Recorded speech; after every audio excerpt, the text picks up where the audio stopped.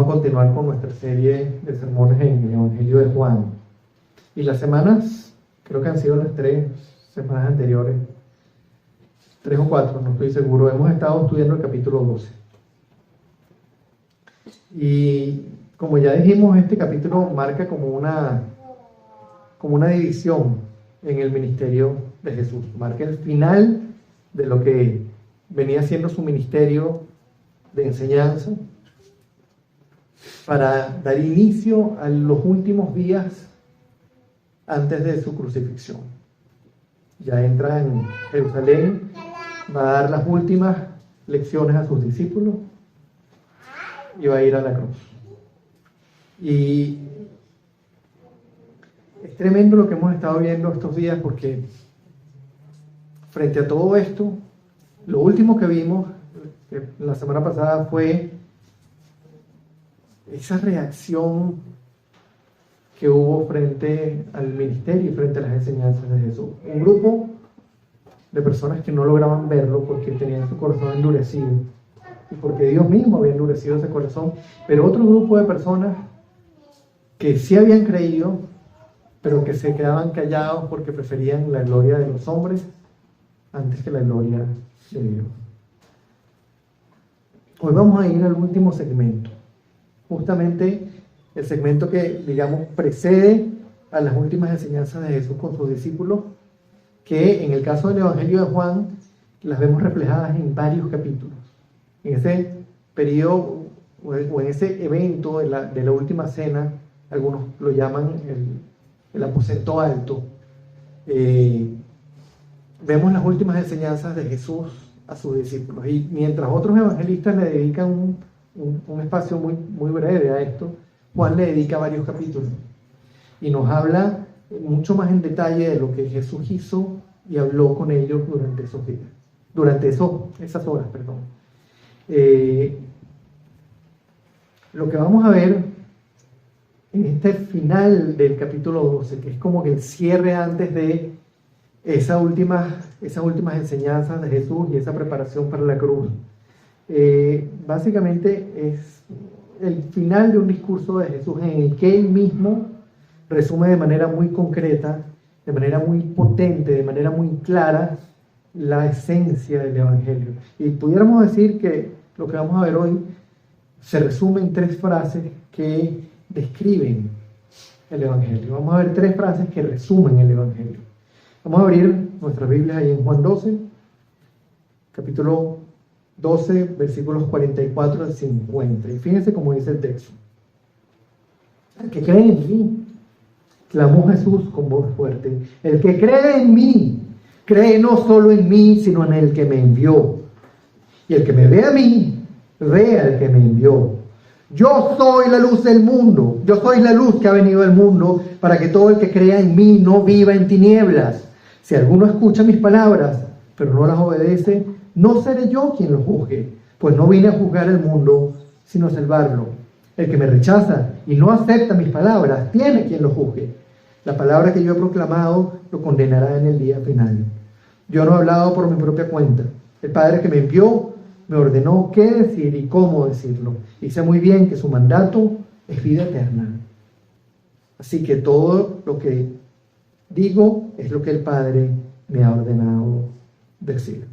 Vamos a orar nuevamente, vamos a poner este tiempo delante del Señor para que sea Él comunicándonos su palabra, transformándonos a través de su Evangelio. Padre, te damos las gracias, Señor, porque podemos estar aquí escuchándote, leyendo tu palabra, escuchándola, siendo impactados por ella, Señor. Te pedimos que ahorita seas tú quien trabaje en nosotros, seas tú quien nos hable, seas tú quien haga la obra que nosotros no podemos hacer por cuenta propia, Señor. Pon en nosotros corazones sumisos y humildes, que aceptemos tu palabra y tu mensaje y que nos rindamos delante de ti, Señor. Te damos el honor y la gloria y te bendecimos en nombre de Cristo. Amén. Ok. Vamos a ver entonces estas 3 frases que resumen el Evangelio. Y la primera es que Jesús es Dios y su palabra es vida eterna. Versículos 44 y 45. Él empieza diciendo: el que cree en mí, clamó Jesús con voz fuerte, cree no solo en mí, sino en el que me envió, y el que me ve a mí, ve al que me envió. Fíjense lo contundente que son estas dos declaraciones de Jesús. El que cree en mí, cree no solo en mí, sino en el que me envió. Y la segunda, el que me ve a mí, ve al que me envió. Qué tremendo, ¿no? Que estas personas que estaban ahí paradas tuvieran enfrente al que ellos consideraban que era un maestro, que era un rabino, pero que era Dios hecho hombre, diciéndoles: el que cree en mí, cree no solo en mí, sino en el que me envió, y el que me ve a mí, ve al que me envió. Qué tremendo. En pocas palabras, él estaba dejando claro que creer en él es creer en Dios, y verlo a él es ver a Dios, porque él es Dios. Pareciera sencillo, pero es tremendamente profundo, porque la mayoría de los que estaban ahí no lo podían ver. Estaban ahí y no creían, lo veían con sus ojos, pero realmente no veían quién él era. Tenían a Dios enfrente y no lo reconocían. Y pudiera parecer a lo mejor innecesario aclarar entre personas que nos confesamos cristianas que Jesús es Dios y que su palabra es vida eterna. Pareciera como que el ABC del Evangelio, como que lo más básico de todo. Pero la verdad es que son muchas las herejías que andan por ahí y que han circulado a lo largo de toda la historia de la iglesia, que precisamente lo que atacan es esta verdad. Atacan la deidad de Jesús.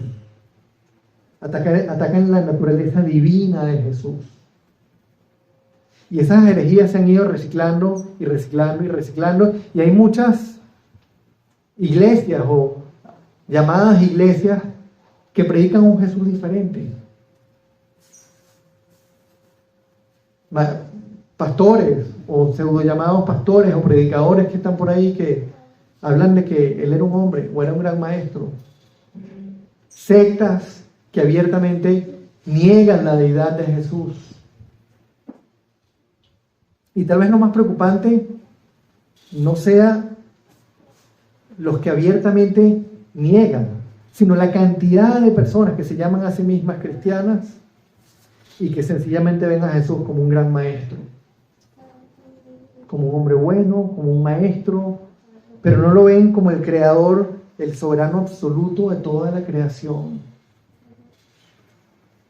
No entienden que Dios se hizo hombre y vino a la tierra, y que los que caminaron con él estaban caminando junto a Dios físicamente, que los que lo estaban viendo a él podían ver a Dios, que quienes creen en él creen también en Dios. Y la pregunta o las preguntas que nosotros tenemos que hacernos delante a esto: el que cree en mí no solo cree en mí, sino en el que me envió, y el que me ve a mí, ve al que me envió. Las preguntas que tenemos que hacernos son claras. ¿Qué significa creer en Jesús? ¿Y cómo podemos verlo nosotros si Él ya ascendió? Si no lo podemos ver físicamente. Claro, los discípulos estaban ahí, caminaban con Él, lo podían ver. Pero, ¿qué significa creer en Él? ¿Y cómo podemos nosotros verlo si no lo tenemos enfrente físicamente? Y la respuesta a ambas preguntas es la misma. Creer en Jesús es creer en Él como Él mismo se describió a sí mismo a través de las Sagradas Escrituras. Por lo tanto, ver al Jesús de la Biblia es ver a Dios. Dicho de manera sencilla, no podemos creer en el Jesús verdadero y no podemos ver a Dios si no conocemos las Escrituras, si no escudriñamos la palabra. Hermanos, el Señor dedicó muchos siglos a presentarse a sí mismo, a exponernos su plan de redención, a hablarnos de la condición caída del hombre y a presentarnos al Mesías que habría de venir con lujo de detalles. Y todo lo que Jesús hizo cumplía las profecías. En las Escrituras encontramos de muchas maneras detalles de quién es Jesús, de cómo Él es. Y el problema es que creer en un Jesús diferente, creer en un Jesús que no es el que describen las Escrituras, uno diferente al que vemos en la Biblia, tanto en el Antiguo Testamento como en el Nuevo Testamento, es idolatrar a un Mesías creado, ya sea en nuestra mente o ya sea creado en el corazón caído del hombre. Pero creer en un Jesús diferente al Jesús de la Biblia es creer en un ídolo. Es tan falso y tan terrible como creer en una estatua o en una figurita hecha de barro, o hecha de oro, o hecha de plata, o hecha del material que sea. Creer en Jesús es creer en Él como Él se reveló a lo largo de todo el Antiguo Testamento. Se fue revelando progresivamente. Continuó su revelación en el Nuevo Testamento, en Jesús mismo y a través de su Espíritu Santo. Cada palabra que dijo Jesús cuando caminó en esta tierra fue palabra de Dios. Y en los versículos 49 y 50, al final de este pasaje, Él dice: yo no he hablado por mi propia cuenta. El Padre que me envió me ordenó qué decir y cómo decirlo. Y sé muy bien que su mandato es vida eterna. Así que todo lo que digo es lo que el Padre me ha ordenado decir. Él es Dios. Y lo que Él vino a decir es palabra de Dios. Y esa palabra es vida eterna. Hermanos, no hay manera de alcanzar vida eterna si no somos expuestos a la palabra de Dios. El testimonio personal de un creyente no convierte a nadie.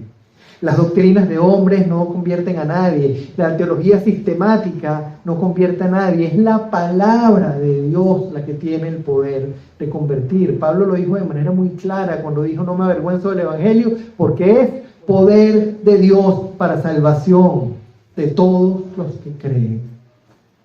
Primeramente judíos, pero también gentiles, griegos. No hay manera de tener vida eterna si no somos expuestos a la palabra. No hay manera, hermanos.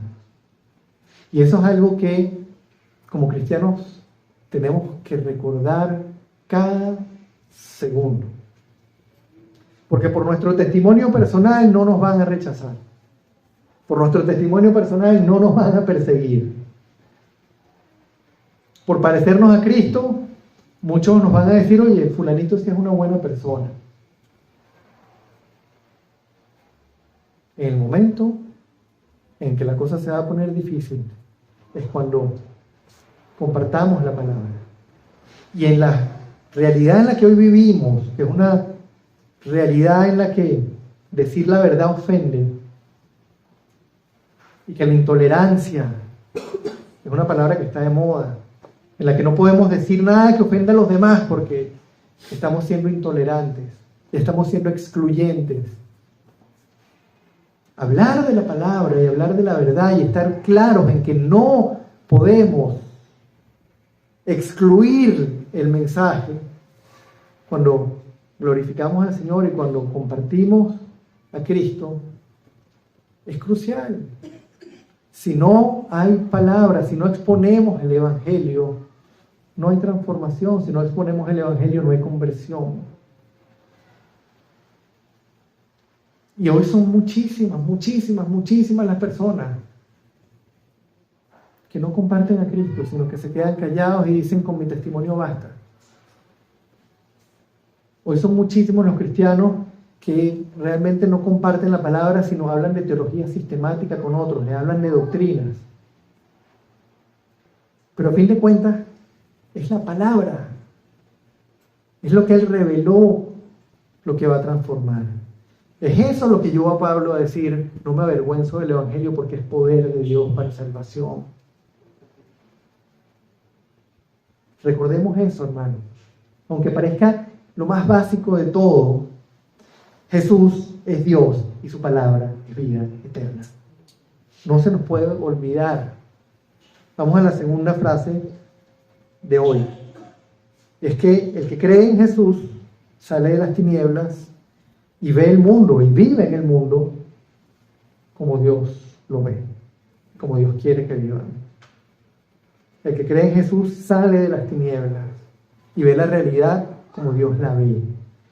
Versículo 46, él dice: yo soy la luz que ha venido al mundo para que todo el que crea en mí no viva en tinieblas. Dicho de forma sencilla, hermanos, él vino a exponer la verdad. Y esa verdad que él vino a exponer disipa las tinieblas.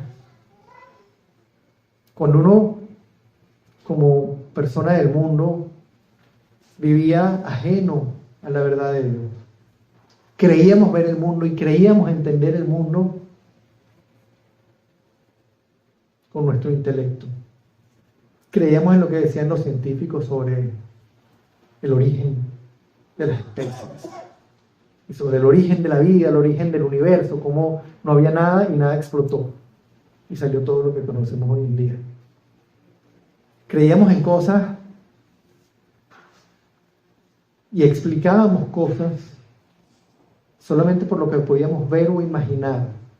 Pero resulta que la realidad es muchísimo más grande y muchísimo más compleja. Y no solamente en la manera en cómo la creación está hecha, sino en cuanto a quién es Dios, cuál es su carácter y cuál es la realidad del ser humano como criatura pecadora y caída. Y nosotros vivíamos ajenos a eso, vivíamos sumergidos en el pecado y éramos ciegos, vivíamos en tinieblas. Pero el que cree en Él, el que cree en Jesús tal como Él se presentó en las Escrituras, como ese Dios santo, santo, santo, que se hizo hombre y que vino a entregarse, que vino a entregar su vida y que vino a cumplir ese nuevo pacto que había sido anunciado. El que cree en Él sale de la oscuridad y puede ver la realidad como Dios la ve. Como cristianos, ya podemos ver algo que antes no veíamos: la santidad de Dios. Como cristianos podemos entender algo tremendo que antes para nosotros era imposible de ver: nuestra condición de pecadores. Y cómo realmente lo que mereceríamos es la ira de Dios por nuestro pecado. Como cristianos podemos ver algo tremendamente maravilloso, que es, viendo su santidad y viendo nuestro pecado, ver la cruz y experimentar el perdón, la gracia y el amor de Cristo por nosotros.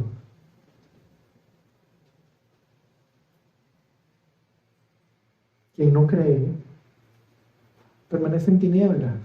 Quien no ha creído en el Jesús de las Escrituras permanece en tinieblas. Hay muchas personas que están dentro de las iglesias y creen en un Jesús diferente, que no han experimentado el amor del Señor. En estos días vi un fragmento de un video en una iglesia que se estaban realizando bautizos, una de estas mega iglesias.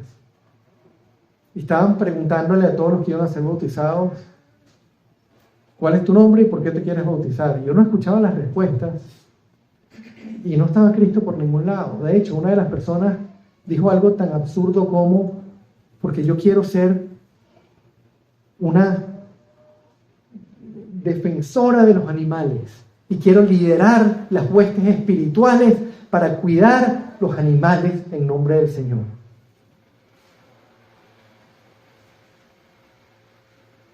¿Se dan cuenta de la magnitud del desconocimiento que hay? Como en muchas iglesias hay muchas personas que están ahí sentadas y no conocen al Jesús de las Escrituras.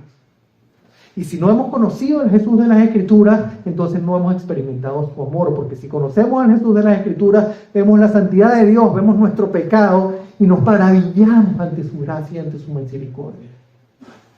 Y nos derretimos delante de su perdón. Quien no cree permanece en tinieblas. Continúa viendo el mundo desde su propio punto de vista, con su limitado entendimiento, en lugar de ver el mundo como Dios lo ve. Se sigue viendo a sí mismo como una buena persona. Sigue viendo al creador de todas las cosas como un mito o como cualquier otra cosa. Y sigue viendo su conducta y todas las cosas que él hace como cosas normales, en lugar de ver todo eso como Dios lo ve. Quien no cree permanece en tinieblas, viendo el mundo como lo quiere ver, en lugar de verlo como Dios lo ve. Y a fin de cuentas, el único punto de vista válido y real, ¿cuál es? El de Dios, que fue el que creó todas las cosas. El que conoce todo es Él. Nosotros no podemos entender nada. Para nosotros tratar de entender la realidad es como que nos pongan una caja negra, enorme, llena de botones, con una puerta de un lado y otra puerta de otro, y que nos digan, dime cómo funciona. Una máquina enorme. Tratar para nosotros de explicar la realidad es prueba y error. Y prueba y error, y prueba y error, y siempre es error. Porque nosotros no podemos explicar esta creación si quien la creó no nos dice cómo es. Nosotros no podemos decir cuál es nuestra condición si quien nos creó no nos dice cómo somos nosotros. Y lo más terrible, no podemos relacionarnos con Él si no entendemos lo que Él vino a hacer en esa cruz. Y no somos redimidos por su sangre. Vamos a la tercera frase. Y es que quienes rechazan a Jesús están sujetos al juicio de Dios. Y eso, incluso a muchas personas dentro de la iglesia les suena excluyente. No, pero ¿cómo vas a decir eso? ¿Cómo vas a decir que quien no acepta a Jesús está sujeto al juicio de Dios? Y quienes creen en Él a su manera. Y quienes creen en Él, ¿qué me vas a decir entonces de los budistas? De los budistas o de los hinduistas o de los musulmanes o de cualquier otra religión. ¿Qué me vas a decir de ellos? Ellos no pueden conocer a Dios. Ellos están bajo el juicio de Dios. Sí. Y mucha gente dentro de las iglesias está sujeta al juicio de Dios porque no conocen a Cristo de las Escrituras, al que se hizo hombre y derramó su sangre en esa cruz. Versículo 47 dice, si alguno escucha mis palabras pero no las obedece, no seré yo quien lo juzgue, pues no vine a juzgar al mundo sino a salvarlo. En pocas palabras, debemos escuchar a Jesús y obedecerlo para no ser juzgados por Dios. Y la pregunta que inmediatamente el corazón del hombre se hace, ¿y cuáles son las palabras que tenemos que obedecer? ¿Cuál es la ley que tenemos que cumplir? De hecho, esa fue la misma pregunta que le hicieron a Jesús ese grupo de personas que presenciaron y que participaron de la alimentación de los 5,000 cuando Él multiplicó los panes y los peces y Él cruzó el mar de Galilea y ellos lo siguieron hasta la otra orilla y cuando se encontraron con Él les dijo, ustedes me siguen pero porque comieron pan hasta saciarse. Trabajen pero por la vida eterna. Y ellos le preguntaron, ¿qué? ¿Qué tenemos que hacer para realizar las obras que Dios exige? ¿Cómo nos reconciliamos con Él? ¿Cómo estamos bien con Dios? ¿Qué tenemos que hacer para estar bien con Dios? ¿Qué tenemos que cumplir? ¿Cuáles son las obras que tenemos que hacer? La respuesta de Jesús fue, allá en el versículo 6 de Juan, versículo 29, capítulo 6, versículo 29, esta es la obra de Dios, que crean en aquel a quien Él envió. No les dijo, ustedes tienen que hacer esto, tienen que cumplir esto, que crean en aquel a quien Él envió. Hermanos, el juicio de Dios sobre los hombres no está basado en la obediencia a la ley. A fin de cuentas, no hay nadie que pueda cumplir la ley a cabalidad, no hay nadie que pueda obedecer perfectamente a Dios, no hay uno justo, no hay uno que busque a Dios, no hay uno que no se haya corrompido, no hay uno que escape de la ira de Dios por su obediencia. Si dependiera de nuestra obediencia, todos nosotros estaríamos perdidos.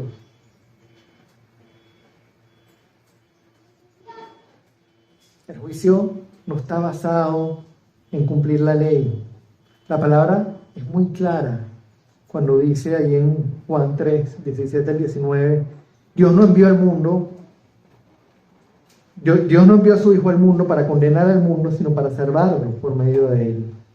El que cree en él no es condenado, pero el que no cree ya está condenado por no haber creído en el nombre del Hijo unigénito de Dios.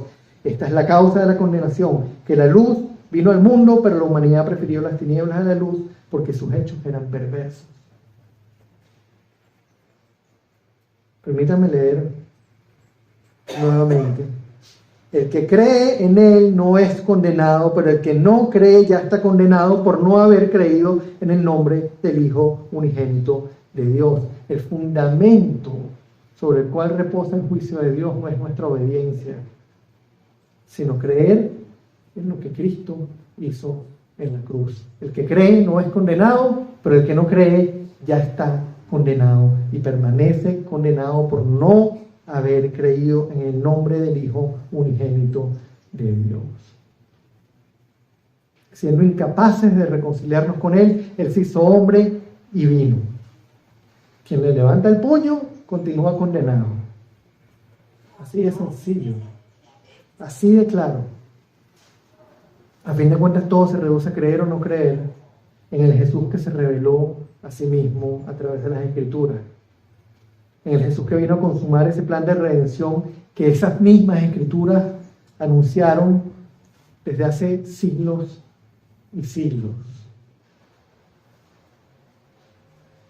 En el versículo 48, de aquí, de Juan 12, Jesús mismo dice: el que me rechaza y no acepta mis palabras tiene quien lo juzgue. La palabra que yo he proclamado lo condenará en el día final. Porque cuando Él habla y Él proclama y Él habla de su ley, esa ley, cualquiera que esté sujeto a esa ley y que quiera vivir por esa ley, va a ser juzgado por medio de esa ley y no hay nadie que vaya a poder permanecer en pie. La base del juicio es creer en quien en quien el Padre envió. Permítame leer nuevamente el versículo 48. El que me rechaza y no acepta mis palabras, tiene quien lo juzgue. La palabra que yo he proclamado lo condenará en el día final. Hermanos, más claro, imposible. Creo que hay pocos pasajes, hay muchos pasajes en la Biblia que nos describen el Evangelio, pero creo que hay pocos que lo hagan de manera tan clara y tan completa. Hay muchas veces se nos habla de la obra de Jesús, pero en un solo pasaje no solo nos habla de la obra de Jesús, sino empieza diciéndonos quién es Él. En apenas 6, 7 versículos nos dice que Jesús es Dios y que su palabra es vida eterna. Sin palabra no hay vida. Él es Dios y lo que Él habla dictamina. El que cree en Él sale de las tinieblas y puede ver el mundo y vivir en Él a la luz de la vida eterna con Dios, porque ha sido rescatado. Y todo el que rechaza a Jesús está sujeto al juicio de Dios. En solo 6 versículos. De la manera más clara, de la manera más contundente, Jesús resume la verdad del Evangelio. Él es Dios, hecho hombre. Lo dijo caminando entre sus discípulos. Dios hecho hombre. Y su palabra es vida eterna. El que cree en Él sale de las tinieblas. Tiene salvación y puede vivir en este mundo a la luz de su palabra y a la luz de la eternidad. Pero todo el que lo rechaza continúa sujeto al juicio de Dios.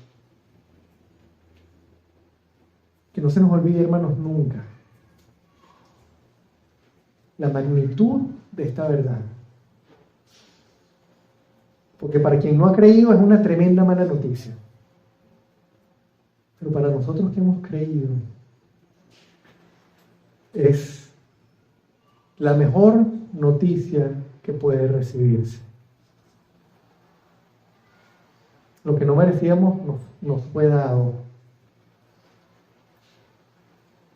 Lo único que realmente necesitábamos ya lo tenemos. Y no hay nadie que nos los quite.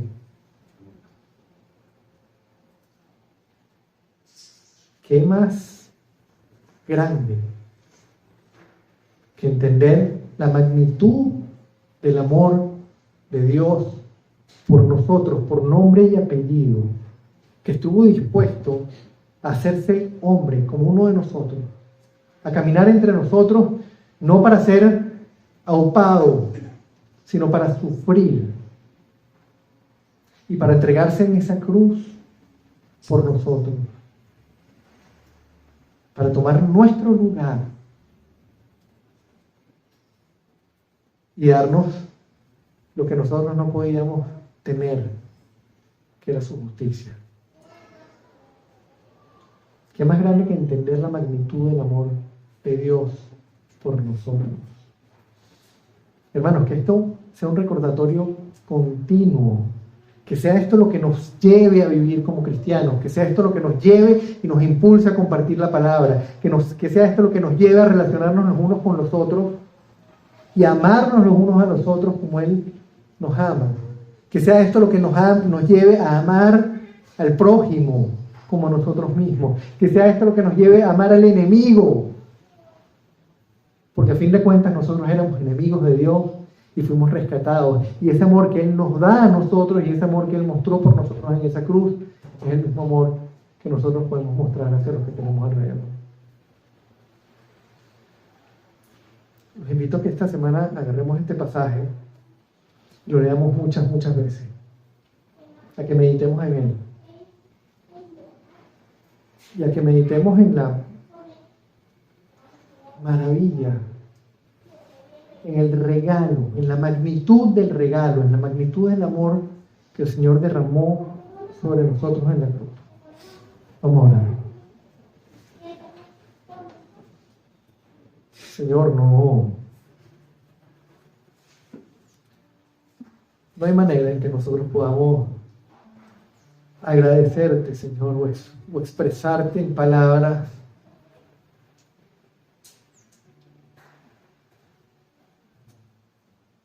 el privilegio que sentimos, el gozo que sentimos al, Señor, enfrentarnos a tu santidad como pecadores